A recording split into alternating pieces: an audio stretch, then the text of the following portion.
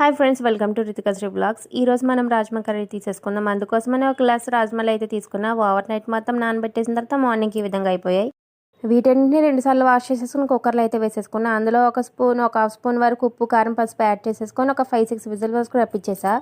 తర్వాత స్టవ్ వెలిగించి బాండి పెట్టేసి అందులో కొన్ని మసాలాలు యాడ్ చేసేసి కొన్ని ఆనియన్స్ ముక్కలు అయితే బాగా మిక్సీ పట్టేసి వేసేసి బాగా ఫ్రై చేసేసా. బాగా మిక్స్ అయిన తర్వాత అందులోనే టమాటా జ్యూస్ కూడా వేసేసి బాగా ఫ్రై చేసేసా. అందులోనే ఒక స్పూన్ అల్లం వెల్లుల్లి పేస్ట్, ఇంకా ఉప్పు, కారం, పసుపు కూడా యాడ్ చేసేసి బాగా ఫ్రై చేసేసుకున్నా. అన్ని ఇంగ్రీడియంట్స్ పచ్చివాసన పోయే వరకు బాగా ఫ్రై చేసేసుకున్నా. ఆల్రెడీ మనం రాజ్మా గింజలు ఉడకబెట్టినప్పుడు ఉప్పు, కారం, పసుపు యాడ్ చేసాం కాబట్టి ముందు కర్రీలో వేసుకున్నప్పుడు వాటికి తగ్గట్టుగా చూసుకుని యాడ్ చేసుకోవాలి. తర్వాత ఇవంతా బాగా ఫ్రై అయిపోయిన తర్వాత మనం ఆల్రెడీ పెట్టుకున్న రాజ్మా గింజలను అయితే వాటర్తో సహా పోసేసుకుని దగ్గరగా అయ్యే వరకు బాగా ఉడకబెట్టేసుకోవాలి. తర్వాత కర్రీ మొత్తం దగ్గర పడిన తర్వాత ఈ విధంగా కొత్తిమీరతో గార్నిష్ చేసుకుని కర్రీ మొత్తం ఒకసారి మిక్స్ చేసుకుని ఆయిల్ మొత్తం తేలిన తర్వాత స్టవ్ ఆఫ్ చేసుకుని ఒక సర్వింగ్ బౌల్లోకి తీసుకొని సర్వ్ చేసుకుంటే అంతే, చాలా సింపుల్గా రాజ్మా కర్రీ అనేది రెడీ అయిపోతుంది. వీడియో నచ్చితే లైక్ చేసి షేర్ చేయండి. మరిన్ని విశేషాల కోసం మన ఛానల్ ప్లీజ్ సబ్స్క్రైబ్ చేసుకోండి.